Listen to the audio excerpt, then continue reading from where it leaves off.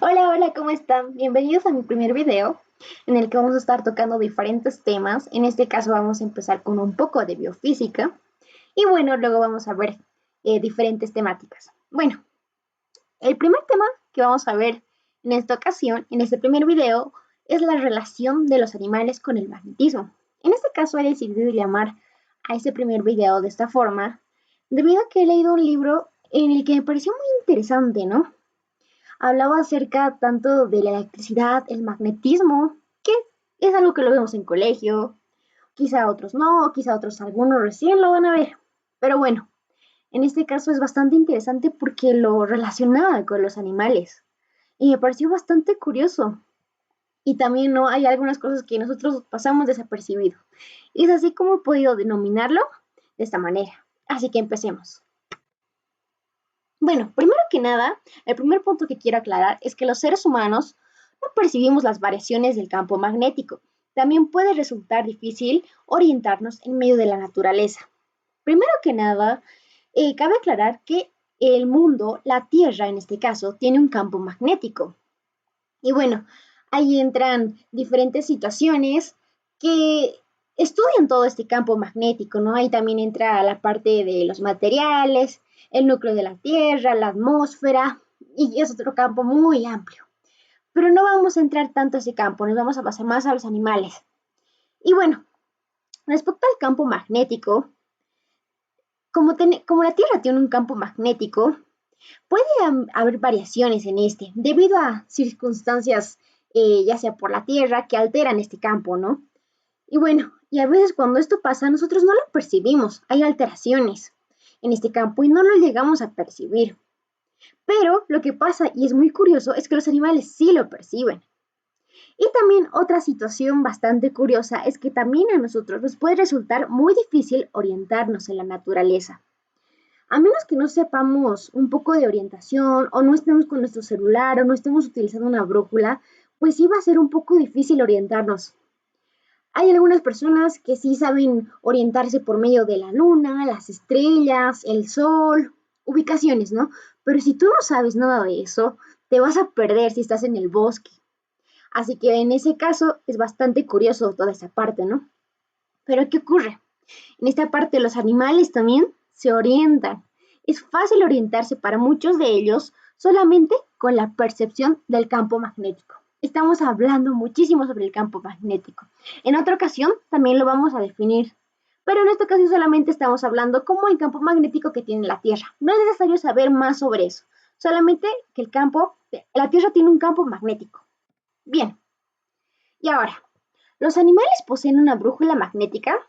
Bueno, alguna vez todos nos habremos visto en la película o tal vez habremos visto uno en nuestra casa o quizá no. Pero bueno, las brújulas magnéticas se refieren en este sentido, es como un relojito, pero que puede orientarnos en el sentido magnético. Y bueno, los animales sí poseen una brújula magnética, pero no así como tal, así como una de bolsillo, sino es una brújula magnética que está integrada en el cuerpo. Ahora vamos a hablar un poco de los inicios de toda esta historia. Vamos a empezar con lo que es el ratón forestal. Bueno, como iniciábamos, decíamos que esto al principio no se sabía nada de esta relación del campo magnético, el magnetismo, la electricidad con los animales. Todo empieza con este pequeño animal, el ratón forestal. Estos animales se orientaban en los bosques por medio de la dirección del campo magnético. Y bueno, es así como empieza. Se hizo un experimento en un contenedor hermético con dos bobinas de electroimán. Mediante las bobinas era posible invertir la dirección del campo magnético en el contenedor. Bueno, como ya mencionábamos, la Tierra tiene un campo magnético. Si nosotros queremos alterarlo por nuestros propios medios, puede resultar demasiado difícil, puede haber catástrofes, ya que es algo, o sea, es como quisiéramos alterar donde vivimos, nuestra casa. Y hacer eso puede ser fatal y además que puede ser muy difícil. Así que es por eso que los experimentos generalmente se los hace en lugares más pequeños. Y en este caso, como son animales tan pequeños, eligieron un contenedor hermético. Y bueno, las bobinas del electroimán eran para poder alterar este campo. Es donde corría la corriente eléctrica, de esa manera se podía alterar. En este caso, los científicos pudieron detectar que cuando ni bien soltaron a los ratones dentro de este contenedor, los animales empezaban a correr directo en el sentido del campo magnético. Ni bien hicieron correr la corriente eléctrica, los animales, en este caso los ratones, se fueron en la dirección contraria. Y fue algo bastante curioso, ¿no? Ahí se pudieron dar cuenta que estos animales sí tenían una percepción de este campo. Ahora, vamos con los pájaros. Ahora, en este caso, los pájaros son conocidos desde hace muchos años porque poseen esta parte de la percepción del campo magnético.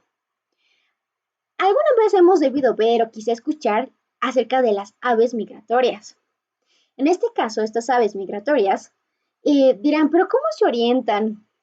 ¿Tienen tan buena memoria? Y pues la verdad es que no, simplemente se orientan gracias a la percepción del campo magnético. En este caso, estos animales, estos pájaros, tienen una percepción más fina a este campo y son los que sacan mayor provecho del sentido magnético. Realizan los vuelos migratorios por la noche, generalmente, ya que en el día puede haber depredadores y demás. Y también hacen uso de este sentido magnético 2 veces al año, ya que solamente lo usan generalmente en los vuelos migratorios, ahí donde vuelan muchas aves. Incluso tienen algo bastante curioso, ¿no? Vuelan en forma triangular o en forma de V. Bueno, de los pájaros nos vamos a la paloma mensajera. Vamos a mencionar algunos datos. Bueno, en este caso, para la paloma, han podido estudiar todo esto de la paloma respecto, o sea, si hacemos una comparación con el ratón fue en un contenedor hermético. Para la paloma se usó un radiotransmisor. De esa manera se pudo vigilar la ruta de la paloma. También se pudieron percatar que estos animales vuelan en línea recta.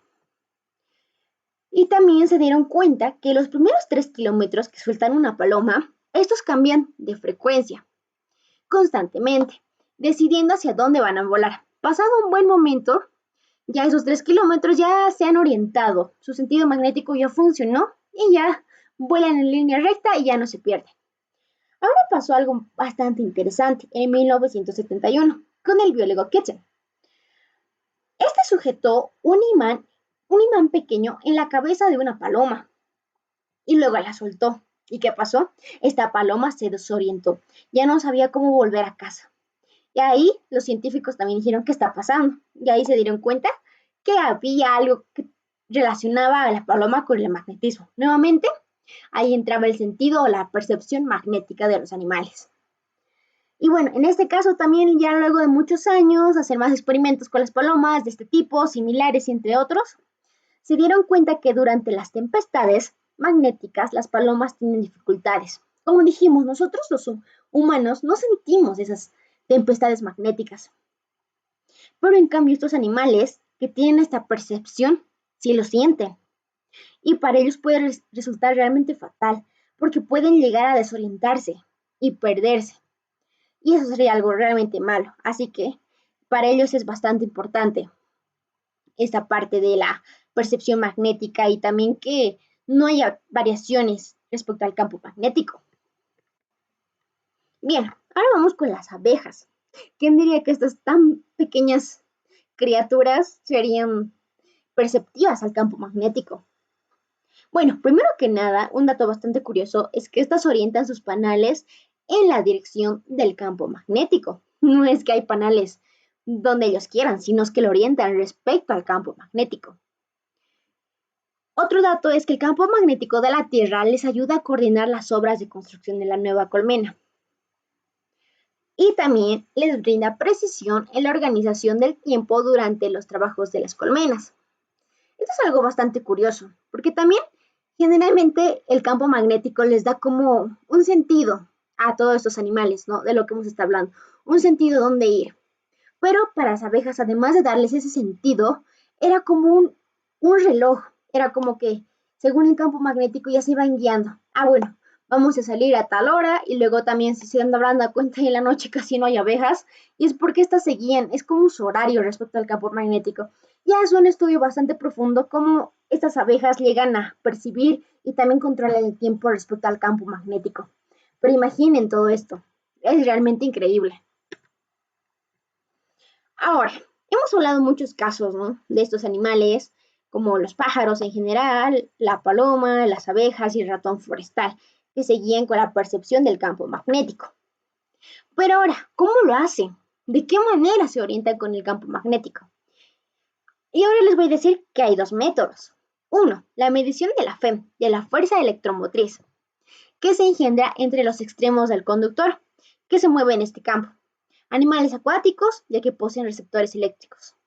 Y luego tenemos el segundo método, que es la medición del momento mecánico, con el cual el campo tiende a girar el imán paralelamente a sus líneas de fuerza.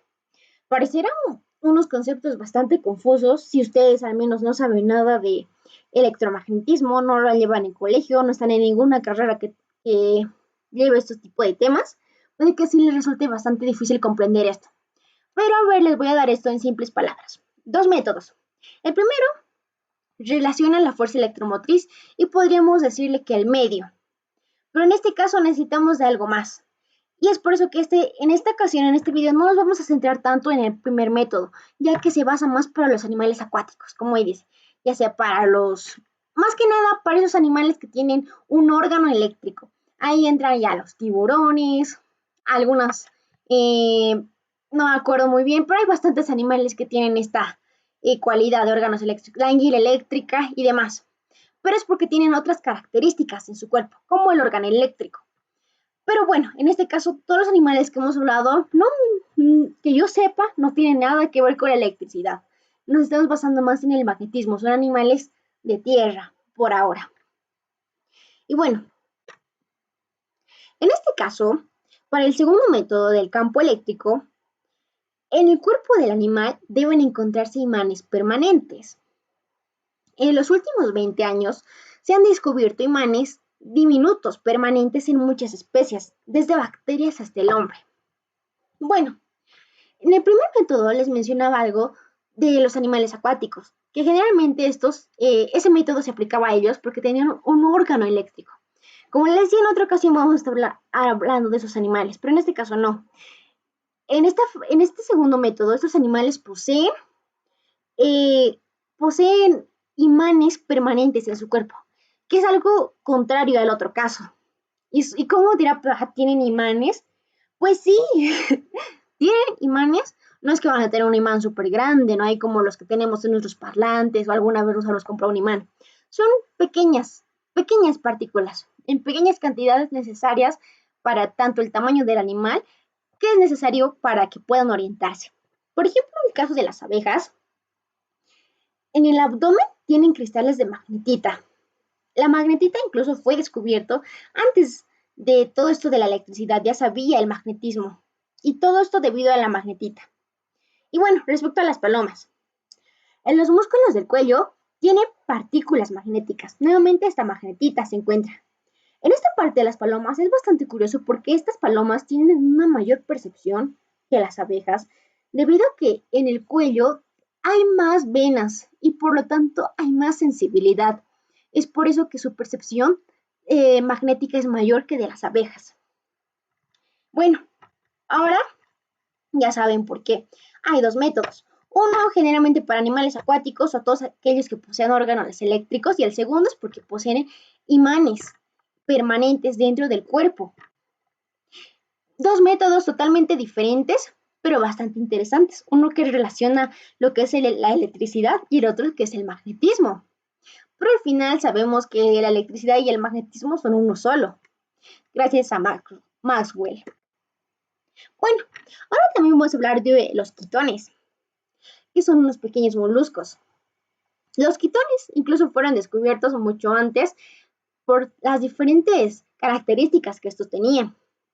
Primero que nada, los dientes de estos moluscos constan de cristales de magnetita, nuevamente, esa pequeña partícula descubierta desde hace muchos años. Logran volver a casa debido a sus dientes magnéticos. También se alimentan de algas que raspan de las rocas. Producen magnetita para endurecer sus dientes. Y finalmente, y algo muy importante de estos animales, es que los ferroimanes han sido hallados en el cuerpo de los quitones. Y es a partir de acá, gracias a estos animales, que nos introducimos a lo que es el biomagnetismo. Es producir un campo magnético a través de un ser vivo. Y en este caso, no estamos hablando, pero se han dado cuenta que con este pequeño tema estamos introduciéndonos a diferentes campos. Y bueno, uno de estos es el biomagnetismo. Y bueno, finalmente, también vamos a hablar sobre las ferrobacterias. Contienen hierro en forma de cristales. Tienen lugar en el atascamiento de tuberías, donde se acumula el hidróxido de hierro insoluble en agua. También se orientan y nadan preferentemente a lo largo de las líneas del campo magnético. Después de los quitones, han sido descubiertas estas ferrobacterias. Pasaba algo muy curioso, ¿no? Porque estas tenían una dirección específica. Y es así como los científicos se han dado cuenta y dicho, ¿qué pasa con estas bacterias? Y se han dado cuenta que estas, como lo dice su nombre, contienen hierro. Y bueno, algo muy curioso es que estas bacterias están constantemente en nuestra vida, o bueno, que las podemos, como tal dice, las podemos encontrar en cañerías. Generalmente el baño se suele encerrar mucho la tubería del baño, o también incluso de la cocina, pero el más visible generalmente suele ser la del baño. Si no lo limpias constantemente, puede que ahí tengas un par de ferrobacterias. Y por eso no sale con agua, al menos que ahí lo raspes o bueno, pongas algún otro elemento químico para sacarlo. Y ahí están las ferrobacterias. Es debido a que están hechas de hierro, llegan a producir esta. Y luego por eso tampoco no es fácil sacarlas. Y bueno, también estas bacterias se orientan y nadan en las líneas del campo magnético. Es así como los científicos se han dado cuenta, ¿no? O les ha llamado la atención a estas ferrobacterias porque tenían una dirección específica y era respecto al campo magnético. Y se puede hacer experimentos muy interesantes respecto a estas bacterias, jugando un poco con el campo magnético.